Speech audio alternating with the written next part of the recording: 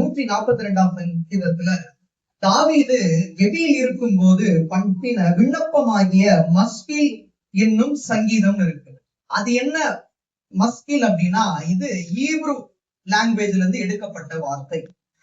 இந்த சாகல் அப்படின்ற வார்த்தையில அந்த வேர் சொல்லில் இருந்து வந்த வார்த்தை தான் அந்த மஸ்கில் அப்படின்ற. அந்த மஸ்கில் அப்படின்றதுக்கான ஆவிக்குரிய அர்த்தம் என்ன அப்படின்னா, புத்தி கொடுக்கும் போதனை பாடல் அல்லது ஆழமான தியானம்.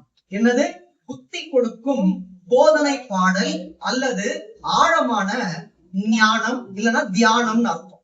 அப்போ இதுல பாருங்க, கெபி அப்படின்னா சிங்க கெபி.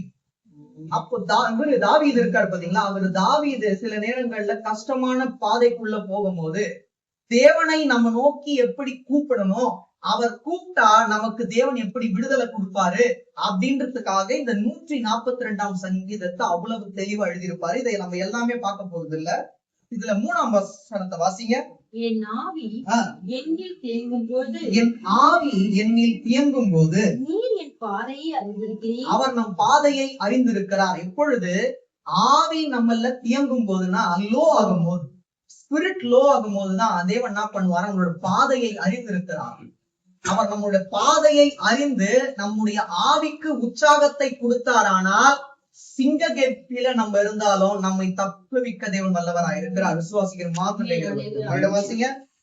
என் ஆவி என்னில் தேங்கும் போது நீர் என் பாதையை அறிந்திருக்கிறீர். அப்போ நம்மளோட ஆவி தியங்கும் போது, ஒன்று நம்மளுடைய ஆவி தியங்கும் போது தேவன் என்ன பண்றாரு, நம்மளோட பாதையை அறிந்திருக்கிறார். அப்புறம் வாசிங்க. நான் நடக்கிற வழியில் மறைவாக எனக்கு கண்ணி வைத்தார்கள். கண்ணி வைத்தார்கள். அவர்கள் வைக்கதான் முடியும். யாரு? பிசாசோ நமக்கு விரோதமா எழும்போது நமக்கு கண்ணி வைக்கதான் முடியும், ப்ராப்ளம்ஸ் கொடுக்கதான் முடியும். அந்த ப்ராப்ளம்ஸ்ல இருந்து நம்மை மீட்டெடுக்க யார் இருக்கிறது? ஆண்டவராகிய தேவன் இருக்கார். அவர் நம்மளோட ஆவி நம்மை தியங்கும் போது நம்மளோட பாதை அறிந்திருக்கிறார். அதனால அவருக்கு தெரியும் யார் கண்ணி வச்சா எங்க வச்சாங்கன்னு. அதை எடுத்து நம்மை ஆசீர்வாதத்துக்குள்ள நடத்த தேவன் வல்லவராய் இருக்கிறார். இன்னொன்னு கூட நம்ம எடுத்து வந்து வாசிக்கலாம். அதே நம்ம 142ல 5 வாசிங்க. கர்த்தாவே, உம்மை நோக்கி கூப்பிடுகிறேன். நீரே என் அடைக்கலமும் ஜீவனுள்ள தேசத்திலே என் பங்குமாய் இருக்கிறீர். ஜீவனுள்ளோர் தேசத்திலே என் பங்குமாய் இருக்கிறேன்.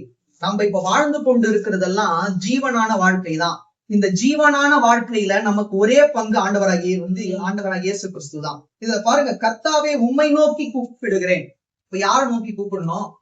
சிங்க கெபி அப்படின்றது நீங்க அத மாம்சத்துக்குரிய காரியங்கள் எடுத்துக்கூடாது. எப்படின்னா சிங்க கெபில இருக்கும்போது தேவன் நம்மை தப்பிப்பார் அப்படின்னு எடுத்துக்கூடாது. இது என்னன்னா, அநேக விதமான போராட்டங்கள்ல இருந்து நம்மை விடுதலையாக்க தேவன் வல்லவராய் இருக்கிறார்.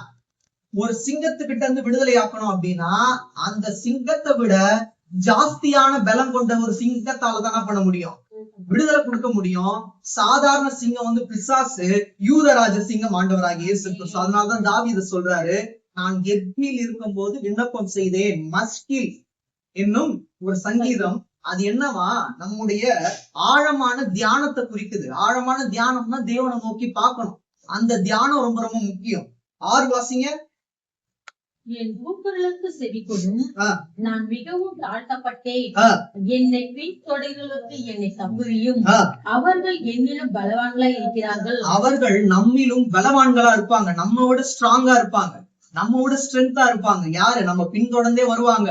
நம்ம நல்லா இருக்கணும்னு வரமாட்டாங்க, நம்ம நல்லா இருக்க கூடாதுன்னு நம்மள பின்தொடர்ந்தே வருவாங்க.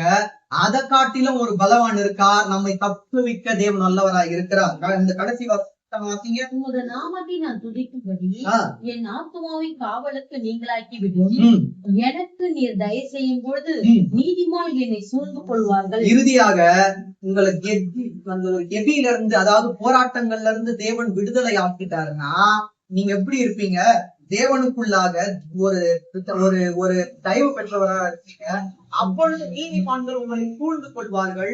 உங்களோட வாழ்க்கையும் நீதியான வாழ்க்கையாய் தேவன் மாற்ற வல்லவராய் இருக்கிறார். உமது நாமத்தை நான் துதிக்கும்படி என் ஆத்துமாவை காவலுக்கு நீங்களா. நம்ம காவல்ல இருக்கோம், கைகள்லாம் ரெண்டுமே கட்டப்பட்டு இருக்கு. அப்போ நம்ம வந்து தேவன் என்ன பண்ணணும்? துதித்து கொண்டே இருக்கணும். நம்ம விடுதலை ஆயிட்டதுக்கு அப்புறமா தேவன் என்ன பண்ணணும்? உறுதியா உள்ளத்தின் ஆழத்துல நம்ம துதித்து கொண்டே இருக்கும் போது தேவன் நம்மளுடைய காவல்ல இருந்து முழுமையாக நீக்க தேவன் வல்லவராய் இருக்கிறார். மறுபடியும் 3 வாசிங்க. என் ஆவி என்னில் தேங்கும் போது நீர் என் பாதையை அறிந்திருக்கிறீர்.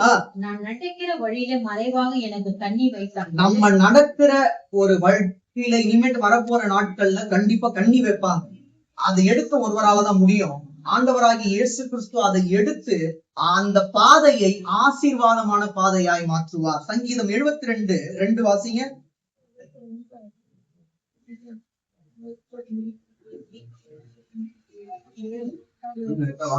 அவர் உம்முடைய ஜனங்களை நீதியோடும் உம்முடைய ஏழைகளின் நியாயத்தோடு விசாரிப்பார். யாருமே இல்லைன்னு சொல்லிட்டு கவலைப்படாதீங்க. அவர் ஜனங்களை எப்படியா? நீதியோடும், நீதியான தேவன் நீதியோடும் உம்முடைய ஏழைகளை நியாயத்தோடும் விசாரிப்பார். அப்போ நம்மளோட ஆவி நம்மை தீங்கும் போது விசாரிப்பார் யாரும் இருக்க மாட்டாங்க.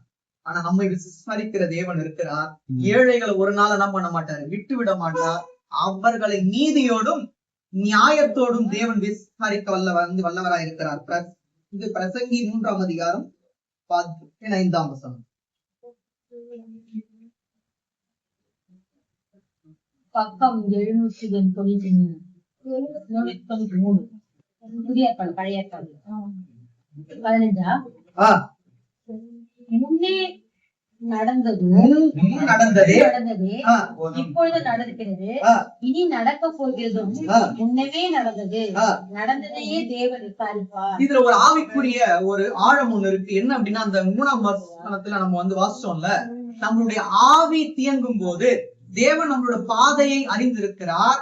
அவ்வாறு அறிந்த தேவன் நமக்கு என்னென்ன கண்ணி வைக்கப்பட்டதோ அதையும் அறிந்திருக்கிறார். அது முன்பதாக கண்ணி வைக்கப்பட்டது, இனியும் ஒரு கண்ணி வைக்கப்படும். வரக்கூடிய நாட்கள்ல கூட எப்படி ப்ராப்ளம்ஸ் வரும் நமக்கு தெரியாது. ஆனா முன்ன எப்படி நடந்ததோ அதே போலதான் நடக்கும். ப்ராப்ளத்துக்கு மேல ப்ராப்ளம் கொடுப்பாங்க தான். ஆனா நம்ம விசாரிக்கிற தேவன் ஒருத்தர் இருக்காரு.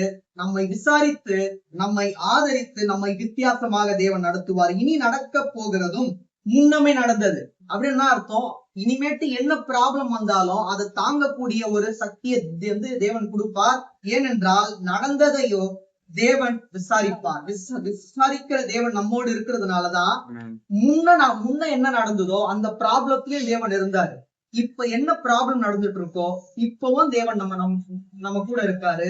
இனிமேட்டு என்ன ப்ராப்ளம்ஸ் வந்தாலும் தேவன் நம்ம கூட இருந்து அற்புதமாய் வழிநடத்துவார். கண்களை விடலாம்.